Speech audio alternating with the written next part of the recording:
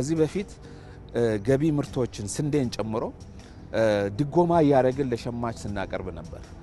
አሁን የምናስገባው ምርቶች መደጎም ሳይሆን ምርትና ምርታማነትን መደጎም ምርታማነት እንዲጨምር በማድረግ እየወሰርን ያለነው ድጎማን ጨምሮ የፖሊሲ እርምጃዎች በጣም በከፍተኛ ሁኔታ ምርትና ምርታማነትን እየጨመሩ ያሉበት ሁኔታ ነውና ያለው እንግዲህ መካናይዜሽን ብቻውን አይደለም ከተጠቀምነው የግብአት አቅርቦት አንፃር ከኩታ ገጠም እርሻ ጋር አንድ ላይ ታይዞ የኢትዮጵያን የግብርና ሽግግር ኦልሞስት መስመር ላይ እንዲገባ ያደረገ ነው ብሎ መውሰድ ይቻላል።